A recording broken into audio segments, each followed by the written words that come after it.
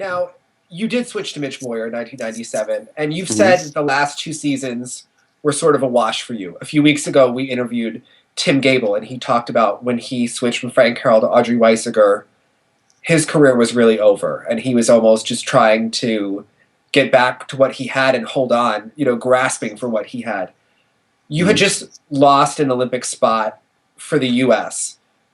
At any point, do you wish that someone had sat down for you and said, I'll coach you, but we need to look at what's realistic here? There are 2 spots. The chances of you getting sent, judges are subjective. It's part of a subjective sport. The chances of you getting sent, even if you skate well, are not great. Why are you doing this? Do you wish that someone had kind of had that reality check with you about it possibly being over? Do you think that is a coach's place? Well, I mean, I don't know. I mean, Mitch did sit down with me, and he first wanted to say, like, hey, are you sure everything's good with you and Diana? Because he was being very ethical and professional with making sure that it wasn't like a little spat kind of thing. And I was just like, either you coach me, dude, or I'm done skating. And he was like, oh, okay. And then we just continued with what was set for that year. So it wasn't a what's your goal? Do you want to make it to the Olympics? It was you want to skate the best you can and let the chips fall where they may, kind of. I guess I just, whether he knew or didn't, that I just didn't have the fight left in me. But every year we're used to, you finish the competitive season, you take your week break if you're lucky, then you figure out the new program for the following year, and then you do it again because we're just so used to it. And when you don't do it, you feel lost. I mean, what do you do? I mean, it's like, I guess I'm imagining what happens when you get out of college and you have this big piece of paper. Like, what do you do? I mean, like, there's no, if you don't have a job lined up, it's kind of scary. You go to Pocatello, Idaho. Yeah. It's a hard time, yeah. It really is. Oh, that's a small place, Pocatello. Anyway, they, I don't,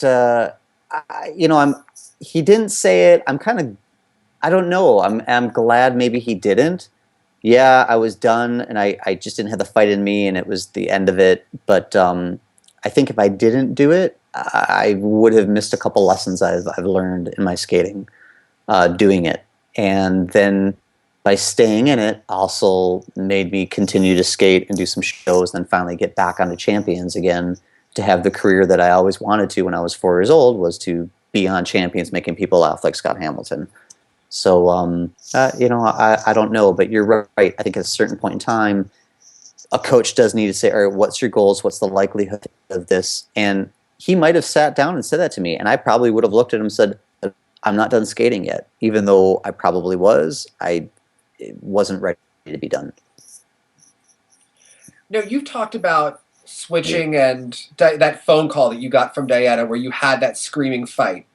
And I think a lot of times you develop that really close relationship with a coach that it's hard to even describe to someone who's not in it, where they're with you at your most vulnerable moments, before you go out to test, before you go out to perform or compete. And they really know you and your vulnerabilities almost better than anyone. And you develop a very, obviously, close relationship. I think a lot of times people worry about hurting that coach if they think that they really do need to change because they do have that relationship with them. And maybe they didn't have that explosive scene like you had at the World Championships, but maybe they know that for themselves they need to change. Is there a way to switch without hurting feelings and to just leave it on a professional level? Because even though you might say it's not personal, it's business, it is personal. So No, is you're there right. a way? Absolutely. Is there a way to avoid that? Or because you talk about that distance, but there always is that relationship, or do you just have to know that feelings make it hurt for a while and this is reality, and just rip that Band-Aid off and go with it? I rip the Band-Aid off and go with it. I mean, it's sad. I've had kids leave me, because I always set it up with the parent, and I'm a little different than a lot of other coaches because my main source of income is still skating and shows. Mm-hmm. So I don't have to rely on that being that paycheck to feed my family. So I do get that aspect of coach and what they could be thinking of those pressures in their lives too. But that's why I'm still so pro skater, and I still look at myself as a skater instead of the coach who's now on that opposite side. So I try to take their viewpoint as much as possible. And I always tell the parent, like, at any point in time you feel it's not working, or if I feel it's not working, or whatever, I'm more than happy to help you find a new coach or whatever we have to do, because it's all about your skater. Whether or not, later in life, if this becomes my main source of income, I believe that.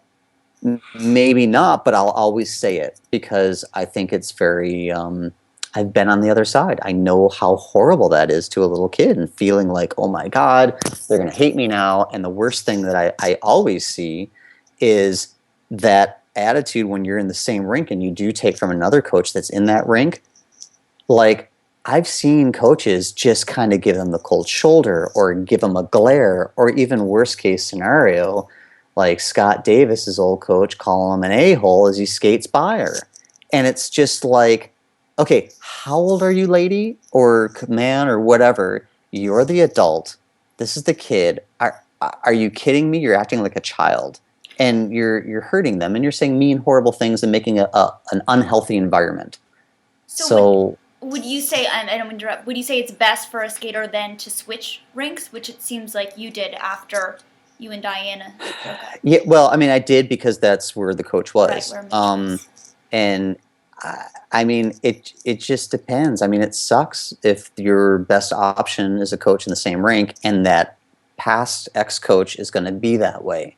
There's nothing you can do. And it's like, I guess if you notice that and your parents notice that, I mean, you could probably try to have a sit-down conversation with the manager, the board, and that coach, and say, how can we, at least be cordial to each other and not have these sort of feelings, or maybe it'll be okay. I mean, it's a case-by-case situation, and it's definitely something that I've seen, and it's sad that it happens, and it angers me. And, I wish there wasn't so many legal laws against beating people, because sometimes they just need a good beating. So one of my questions, now that you are a coach, after everything that you've learned from Diana, what kind of a coach would you say you are? How do you work also to build a skater's self-esteem, to learn from the lessons that you had during your career?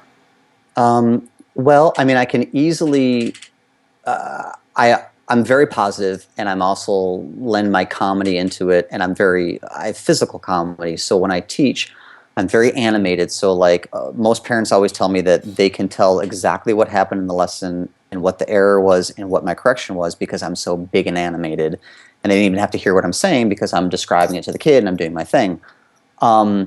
So I'm overly positive to a fault. I'll never say anything negative. I might jokingly say something to a kid which they're laughing about and be like, oh, I can't do this jump and woe is me, because I'm used to the self-talk of how horrible it could be to yourself. So they understand. I'm like, this is what you're thinking. Let's think this now and try it. So I'll give them some of my little lessons that I've had through the therapy and whatnot like that. But when it comes to a point where it becomes all-encompassing, or it becomes too much of a barrier, I'll have that discussion with the parent and the kid, saying, you know what? Here's what a sports therapist did for me. It might be worth looking into it, because I can only do so much, but I don't want it to be, I'm not therapist Dan, who's gone to school to have a degree in therapy, even though the amount of money my dad spent on the therapist twice a week for how many years, could have put me through it. But, I have to identify what I'm good at, and I can only do it to a certain extent. And after that, if it's going to be too personal, too whatever, I'll push it off, or I'll recommend that. And how do you cater your coaching style to each individual kid and really recognize what they have? I mean, I know a lot of very successful gymnasts, skaters, who are very intense, and they're perfectionists, and they do those 5 numbers that you talk about. They have to do their 5 routines, and they have to do 5 of each skill. Right. So when you see that little trait, say you have that young Jenny Kirk in the rink, and she's doing 5 of each triple lutz. That was me. And she's not going to believe you if you tell her that she doesn't have to do the 5, because I'll start crying. Yeah, she knows that she has to do those 5. What do you do as a coach in that situation, and how do you get them to be like, no, you don't actually have to do this? Well, I mean, because of well, see, here's then the difference. Back in the day, I would always I went to the training camp and I took from the training camp journaling.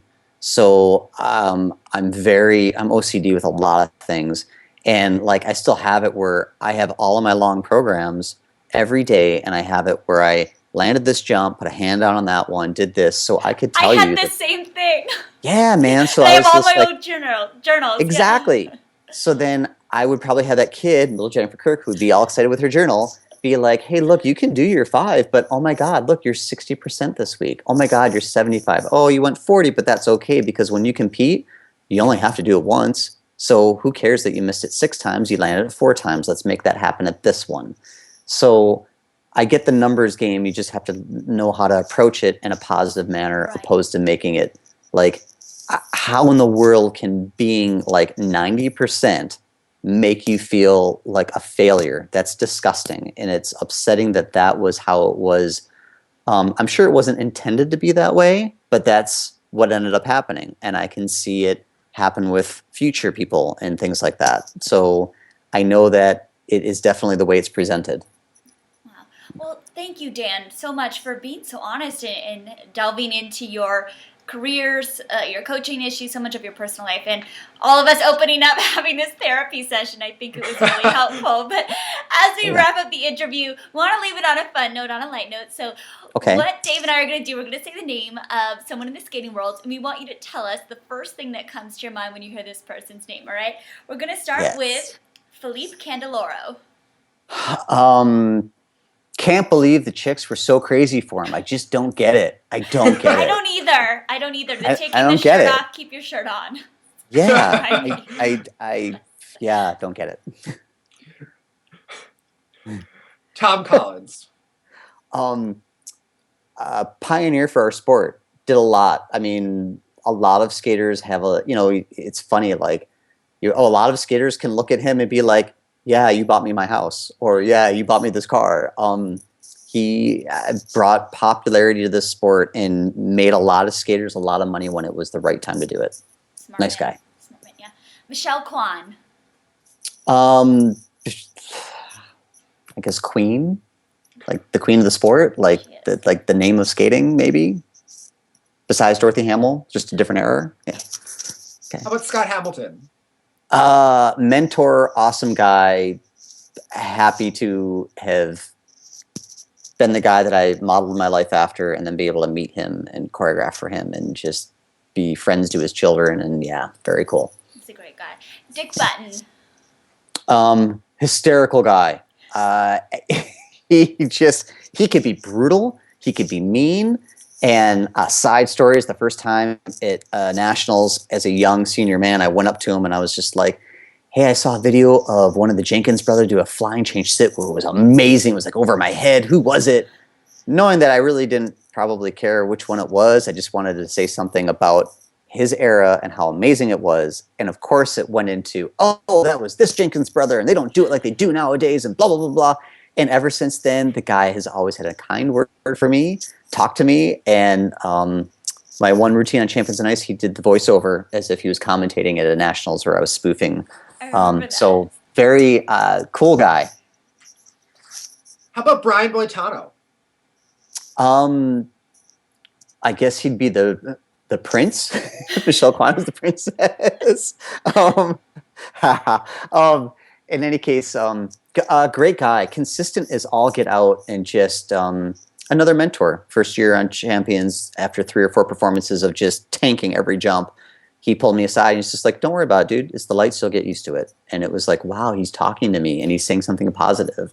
So yeah. All right, our interviewee last week, Rudy Galindo. Outrageous, crazy, funny guy.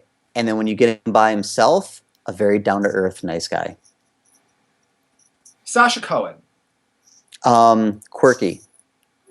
The glamorous Nicole Boback.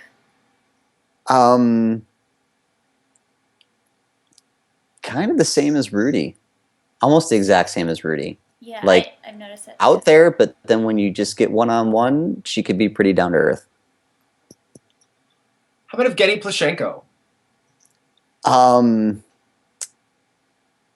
cocky as hell. Elvis Very- Stoico. Oh, I don't mean to interrupt. Okay, yeah. Elvis Stoico. Yes. Um, Elvis, just like a beast. Just a beast of a dude. Irina Slitskaya. Eh. And, And that, she was okay with to me, but just eh. Yeah. I like that. That's fair. And That's personal opinion. Hey, these are all personal opinion. Yeah. And finally, Suzanne Bonali. Oh. Yeah. I wish that she would allow her beautiful daughter to go off on her own and be a happy young lady and not be such a negative Nancy. Well, that was a very positive way to say it, wasn't it? Yeah, that was it was like Hey, a I helicopter tried. turn. Yeah. That was hard. That was really hard. Have you ever thought of going into politics, Dan? I've actually delved in it, and I'm fairly decent with it. It's just that the energy and the toll that it takes on me is very difficult. Yeah. Yeah, you have to watch every single word you say.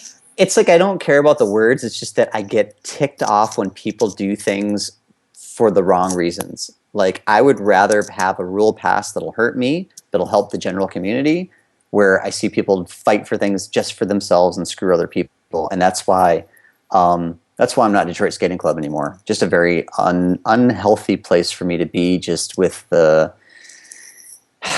trying to make positive changes in people that just are there for themselves and just, if a coach is allowed to be there that is negative to a kid, and it's been proven that you're physically threatening a child and nothing's done, well then, which the coach isn't there anymore, in case anyone's hearing this and is like, oh, Detroit doesn't have that. I can't handle that. Don't preach to me that your ideals is to provide a safe and healthy environment if we continue to show you this is what was happening, this was negative, change it, and no one does anything to change it. Why do you think that is? I think that people don't want to rock the boat, and I find that board members are parents that are there who actually run the club. And it's like, how would you as a parent want to feel to tell someone that they can't make money anymore and they have to leave a club? So maybe that's too much of a not knowing that that's what role you're taking. But at the same time too, it's like, I don't know. I find that, the more someone complains about bad behavior, the more you get trashed upon because you're causing more of an issue. Just let it go. Just ignore it. And I can't do that. And it's upsetting. It's frustrating. And so I mean, I stand behind everything that I say. I write things down. I've gone toe to toe with many board members and different things, and it's, I'm very, people either like me or they don't like me because I'm very principle oriented, and I just will not relent, because I think it's the right thing to do.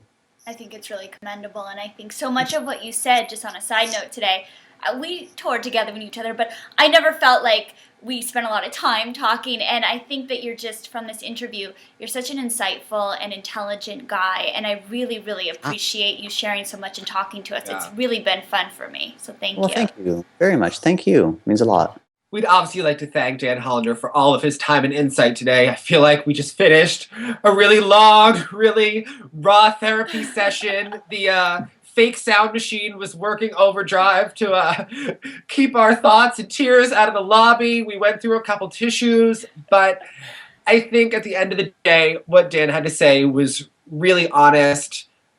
It was brave of him to be that raw about coaching relationships. I know that looking at my own, looking at, those that I know of friends and of skaters, they are something where they are very intense, very personal, and they can be extremely positive, and sometimes they can be positive and slightly negative or turn into a darker thing. So I think that what Dan had to say will hopefully really help a lot of skaters really identify and hopefully form positive coaching relationships. I agree. I think by opening up, Dan is going to help a myriad of skaters, and these are unfortunately the topics that we don't generally talk about in the sport. But you can see how big of a role that coach has over a skater's life when they're in the sport, and then even when they transition to something else away from the ice. So I just want to thank Dan again for being so open, so honest, and it's funny too, as you skate with different people, you never really know what's going on within that skater coach relationship, and I think he shed light on something that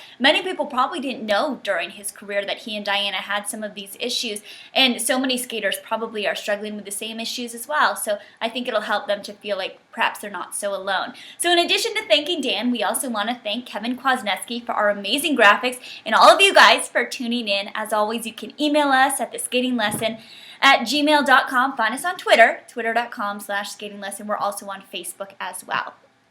And as always, we'd like to remind all of you to hold an edge And look sexy. Bye, guys. Bye.